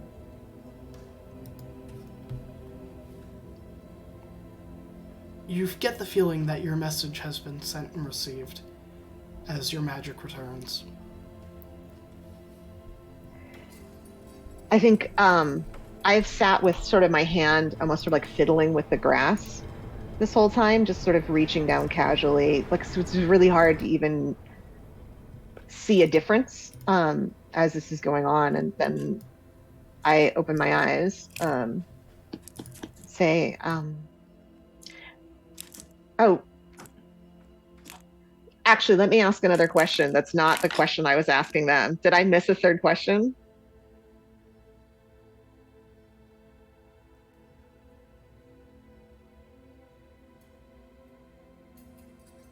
Yeah, that I didn't ask. Yeah. Here's the heroic moment of forgetting. Okay. Yay! Yay. All right. Then when I come to, Fuzzy, I think it worked. It worked. It worked.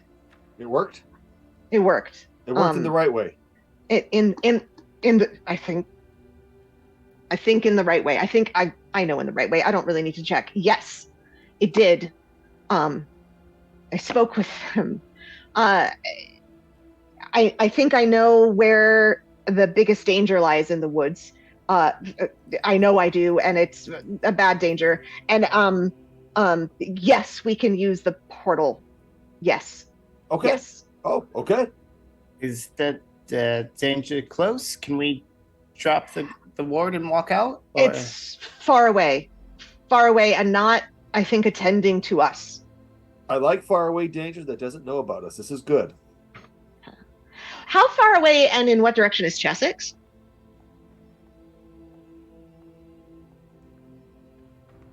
Okay. We might encounter this danger on our way to Chessex, however. Okay, but we know it's there. We know it's there. That's all right. We know it's there. I know some of its capabilities. Their capabilities. Yeah. Yeah. Multi-headed But fire lizard. Okay, multi-headed fire lizard. We can deal with that. either not as bad as that or way worse, and I'm really not sure which. Winged multi-headed Someone fire lizard. Okay. someone with powers similar to mine, only vicious. Wait. Wait, are they as vicious Evil vicious Maggie? as you are nice? If so, we're fucked. I don't know if it's possible to be nice enough to counterbalance the viciousness. Um, crazed, cruel killer? Oh, so just a Tuesday. Yeah.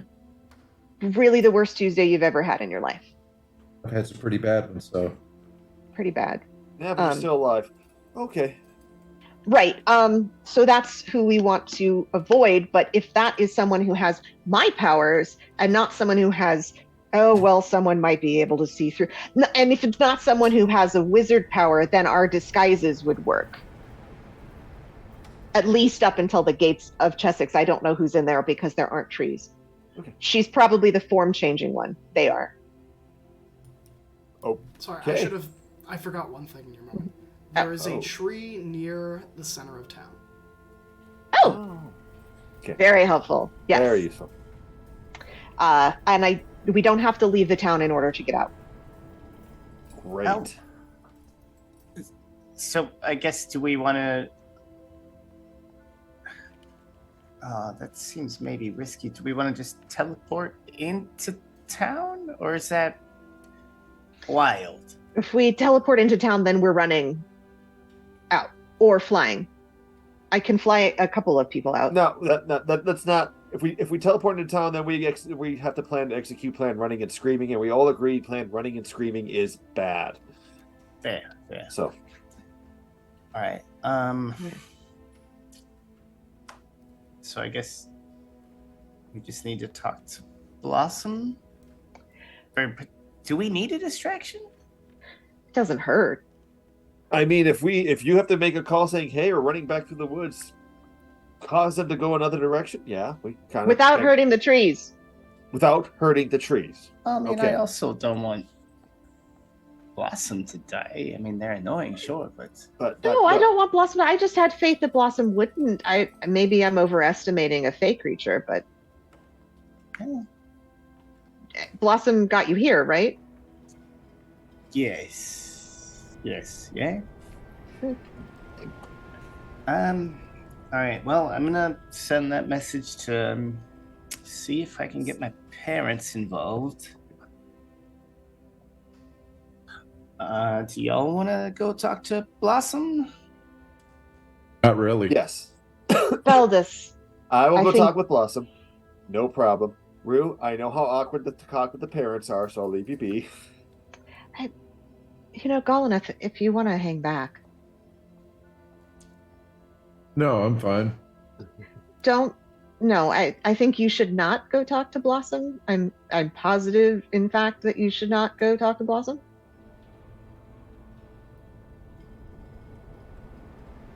Hang back and just sit on the grass with me. I won't bother you. I won't bother you, I promise. Just sit with me. All right then. We'll be quiet.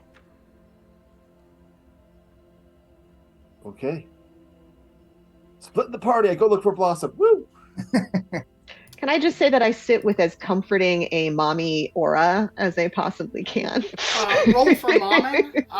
Roll for mommy. Mummy? Sorry. Mummy. Mummy? Sorry. Mommy.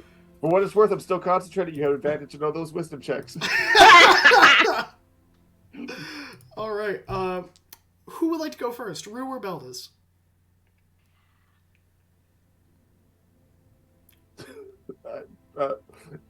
Yeah, I guess Well, okay, this- Beldis well, it is. this- Pointer beats rock. Yeah, Pointer beats rock. We'll go Yeah. with that. All right, Beldis, you head throughout the refugee camp of Armathane Keep. There are guards and rangers.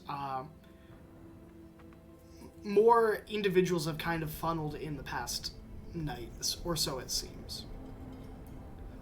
At least from the looks, you see several individuals with wearing leathers with longbows and quivers that look worn, like they have been in the wilderness for several days.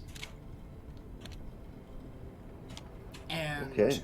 they seem to be kind of talking to each other around a campfire. Blossom is nearby with a small family of halflings, where she must have said something funny because they are laughing. The children just keep going, "Do it again! Do it again!" And you see her with her hands, almost like a puppet is controlling their shadows into this elaborate puppet show. Oh. Where you can't tell if it's her doing it or magic. Okay.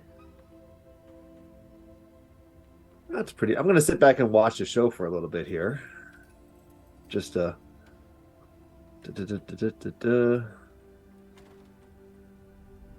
also reading a spell very quickly.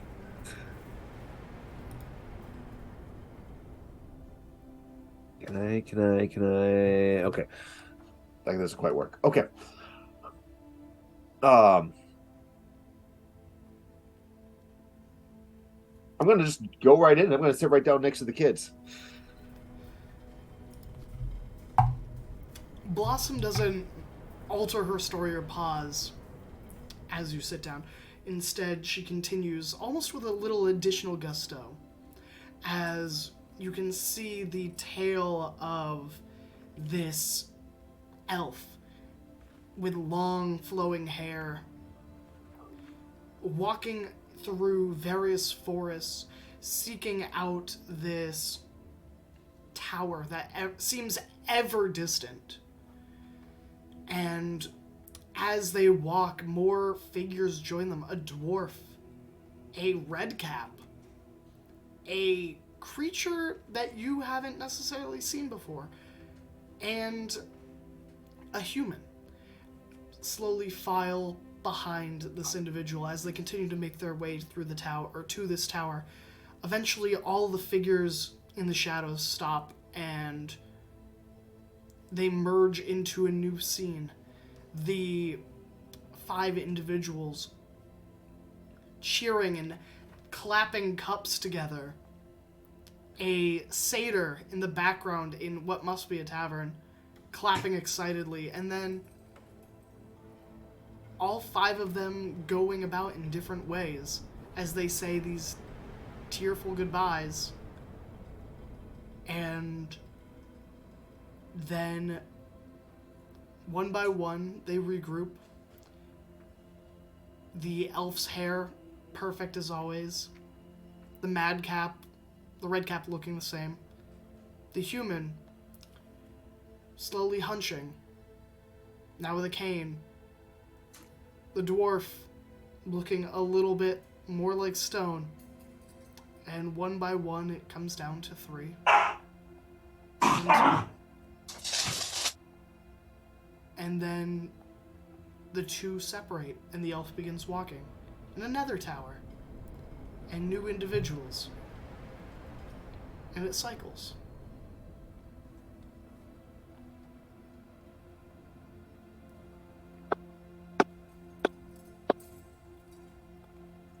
Good old slow clap applaud there to the story. Oh, hello, Beldis. It has been so long since I last talked to you, like a whole day. A single cycle of the suns, indeed. Which is a little weird considering there are 3 suns.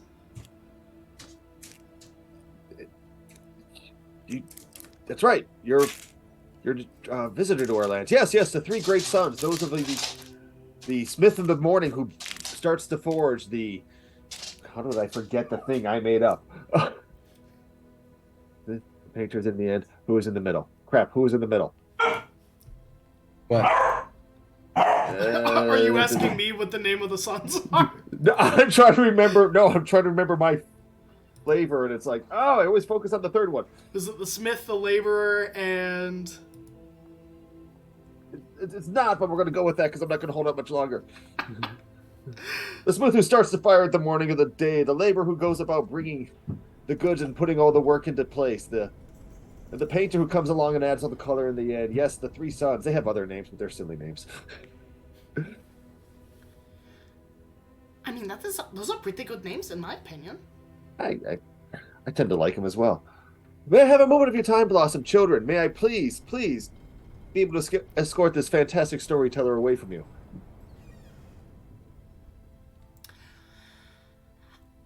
I guess so. Bye, Mrs. Blossom. Please I tell us more promise. stories later. And the halflings kind of usher their kids away, and Blossom kind of turns towards you. Is there something you need? A great many things, but we're going to focus on the one at the moment. How you doing? Is this one of those questions that mortals ask, but they don't really want an answer? The answer really isn't important. I'm just trying to casually ease my way into asking you to do something possibly stupid and dangerous. Likely stupid and dangerous. It's stupid and dangerous. And what does it you need me to do?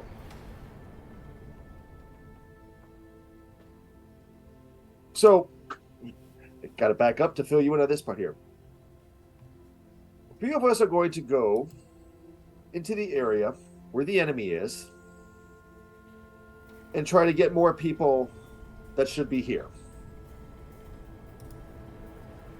And there's a certain high level of risk that things are going to go wrong, and we may potentially be executing plan, running and screaming.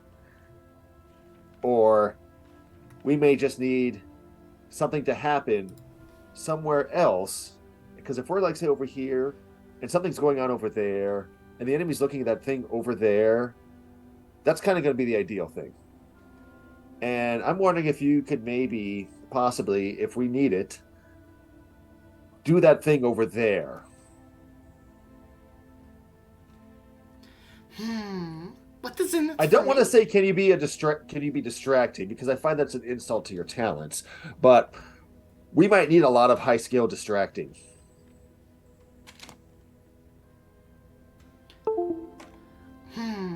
I could do this, but it kind of sounds like a little bit boring.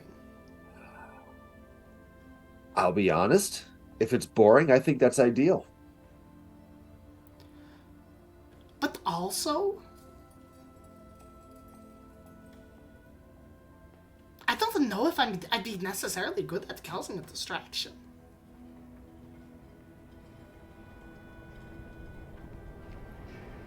I'm not 100% sure what kind of distraction we would need to have caused to be truly effective on this, depending on the situation. And I don't know how to get in contact with any of you as soon as you leave, so I won't know when to cause a distraction. Well, that's where we're going to trust in Rue. Hopefully Rue doesn't blow all her spell slots today talking to other people and saves a couple in case we need to contact you. I see. Did you know that... I mean, don't tell Rue that I think this, but did you know that Rue... I don't think she can taste. That'd be... I mean, Rue cooks all the time and... Wait. Cooks. No. Yeah. Eat? No. Rue doesn't eat. She only eats the good berries. Yeah, But yeah, also, just a little... My theory is that cooking comes from the heart, full of love. Do you think that the Rue is lovesick? I mean, Rue did just get out of a very tragic relationship recently, where the truest love of her life was there, and it ended abruptly. So, I mean, it is very possible Rue is lovesick at this moment. Oh, that's very tragic. It was. It truly was. But... Beltis, are you fake crying? Not entirely. On the inside, yes. Because it would be very rude to heartsick people for you to fake cry over their deliberate and very accurate and realistic sadness. You know the moment when your friends part ways? Mm-hmm. And then the moment when your new friends are coming? And you look back at some of those moments.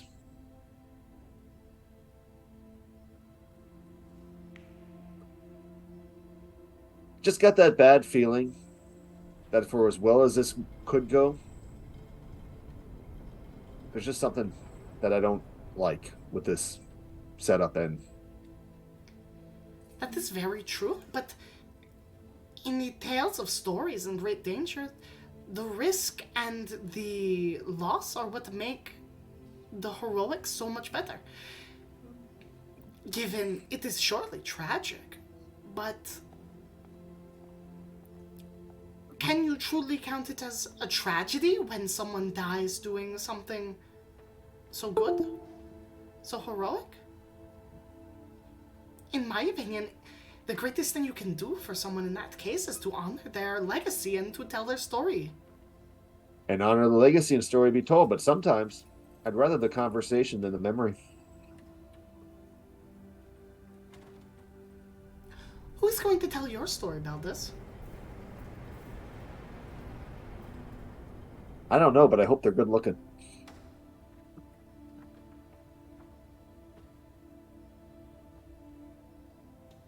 My luck would be Golanath. Oh? Yeah. They're going to outlive us all. I mean, probably not for very long if they keep that dagger on them. If they keep their attitude on them, I think is worse than the dagger. It has a weird smell. I guess I haven't sniffed it. But You should try. Did you know that I think that you are all going to do wonderful? with the inspiration of others, I hope we do. If you need me to cause a distraction, maybe I could throw a little party. But I am not very good at fighting. I wouldn't ask. I'm not asking you to fight. I'm not asking you to fight. I want to make this 100% clear. Do not fight. Just gain their attention, a quick show, a fanciful bow, and leave before they realize you're the wrong act for the night and you're not going to get paid. I could do that. Okay. But before, That'd you're going be- to have to tell me a story. That is what I'm gonna charge. And I don't want Oh. the story that you tell about someone else. I want a story about you. Story about me. All right. I will We know can if do you're that. lying. Well, the best stories don't have to be lies. Ahaha. Graham, what time of day is it right now? It is, we'll say, maybe like 1 p.m., 2 p.m. Because you guys really took your long rest and then went into the negotiations. Okay. And then the ritual, so... Yeah, we'll say around 1. So the third sun is still low in the rising sky, right? Yeah. Okay. All right. Perfect. Okay, Blossom. Some time ago, maybe notes. There we go. So, some time ago, a couple decades at least. You know, decade doesn't matter. Someone's lifetime ago. We'll go with that. Several of us were traveling, and we had just gotten over a simple little job we had acquired to do, which was nothing of any importance. But there was Kevin Stahl, a friend at the time, was talking about his plans to open his bar. He found the one of his dreams, and now he had his plans. He had the money. He's going to go off. His retirement was ready. And seeing him at that time, still in the prime of his life, as excited as he was, I took the moment of realizing, geez, there's that sun. There's those 3 suns again, as usual. And here's somebody who's got the flame of the smith burning in, about ready to take on all the skills of the laborer to get things going. I started wondering, Geez, what's the painter going to throw at him? Is this going to be a pretty project? Is it going to be an ugly project? So we got to come back to that. So we set our ways as you and your friends had before, and a few years later, I found my way back in that general area through the way the caravans travel, going to check on my friend. And yeah, the smith had done his, he had the smith's fire, he had the laborer's muscles, but dear God, the color coordination was all wrong. Cabin Stone was a lot of things. Able to paint a picture was not one of them, which is terrible because his wife, bless her souls, was she just let him do it. She knew he was having fun, as horrible of a mess as this was, and she was just letting him do it because she loved the smile on his face. So I stopped by. We, chat as friends do in the past, and we offered to lend a hand for a bit there. This is when I found out that Wyke might be able to play a good flute, sing a great song. You put a paintbrush in my hand to whitewash a wall, and nothing goes well. We work on this thing for weeks, and it's honestly, we fell behind. We had to take stuff off the walls because the measurements were off. I'm blaming him. He blames me. Doesn't matter. We rebuild this. It was a mess. Okay. In the end, nothing's straight. Nothing's right. The whole thing's crooked. I mean, we got boards like this and like this. The siding on this thing is horrible. It was watertight. So we said, screw it. That's good enough. And we, after about, that was 7, 8, 10 days, maybe 12. I don't know. We work on it. We get it done. I'm inside at his bar. That's when I really noticed that for as crappy of the exterior we had done on this western wall, this bar, which was like this one solid slab, sturdy as can be, that was all right. And we had drinks, we talked, we chatted for more times, and yada yada, and started realizing to myself that you don't have to have the good outside walls. You got the strong inside support. You got what people come for. People are coming to Cabin Stall's place for this bar, for the drinks, for the good company. And we're going to stand outside and put in front of this horrible, ugly looking wall that isn't straight, even, right. I'm like, yeah, looks like crap. But the inside's where the heart is. That's what matters. That's when I kind of learned that as the third sun goes and paints the sky, it's not always the glory of the colors that it brings. It's an inviting, it's the invitation to step out of that and just to sit inside with the friends and take in what's best in life. 4 months later, the bar burned down. And I caught word of that on the road, and I started laughing. Oh God, that's just terrifying, terribly. Oh, he put all that work and effort into it, and yet apparently the fires of the smith never died down because he tried. I think he tried putting in a better fireplace, and it worked too well. That is very tragic. No, it wasn't. I mean, yes, but it was that friend that was saying goodbye to him.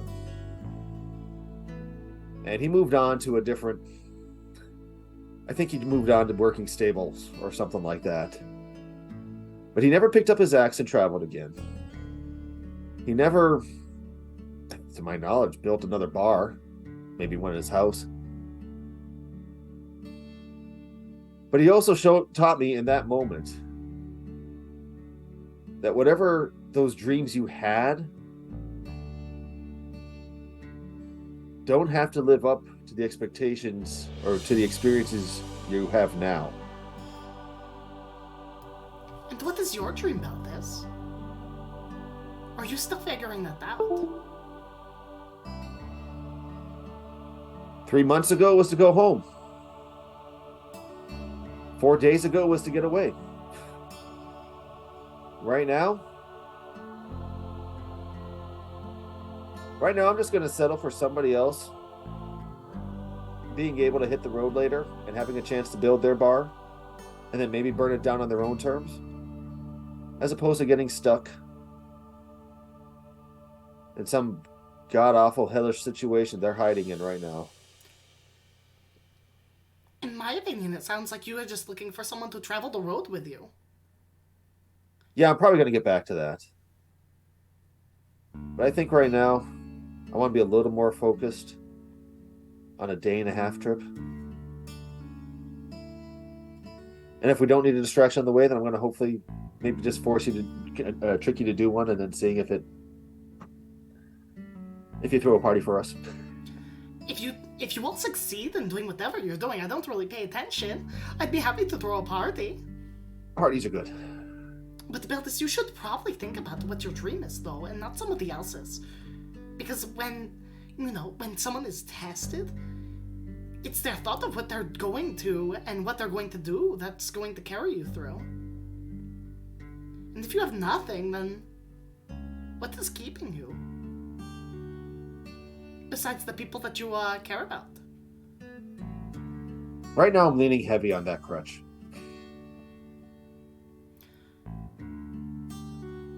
Well, I won't take any more of your time, and thank you. Yes. You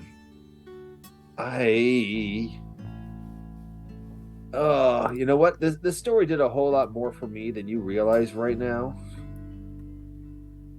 So, I have something for you. Hold out your hand and hold very still.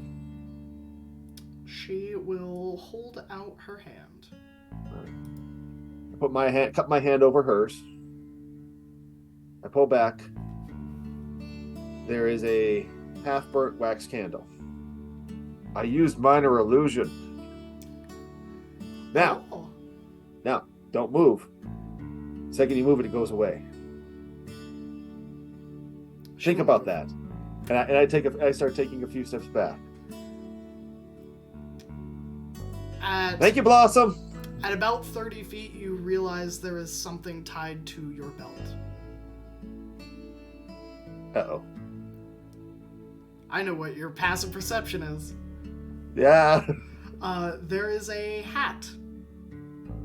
Wide-brimmed and brown, with a set of pins of laughing fae. It is called the Tall Tale Hat.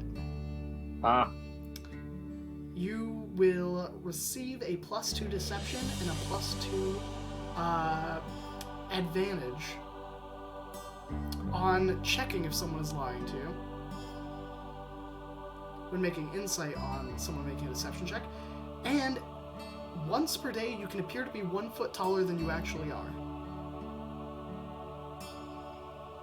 Oh my lord. I mean, I can finally live up my dreams of being 5.5 feet tall? Yes! They said I didn't take character arcs seriously. Yes, now who looks down upon you, dwarven people? Okay, that just feels... I said that out loud and it feels silly. Yeah, the being 1 foot tall lasts for 2 hours. Woo! I can reach the top shelf. Finally, those cookies on Maggie's shelf will be mine. I just have to imagine in my mind, I'm just now imagining where Maggie's shelf of cookies are to be out of the hands of the little kids. Oh, There's definitely a shelf of cookies. I imagine it is you and Gagry. Is it Gagry? Is that his name? Gamos, sorry. Not Gagry. Gagry was the dwarf from season 1. And Gamos being like, Uncle Baldus, get the cookies! Absolutely. Execute That being plan, said, distract your Sephra boss. has already gotten half of them. Oh, absolutely. Darn it. All right. Well, I think that you heading back to your group is where we're going to end the session tonight. We're going to end a little bit early, because that gives me time to prep for whatever ensues next session. So let's get some nice music. Oh, that's not nice music. That's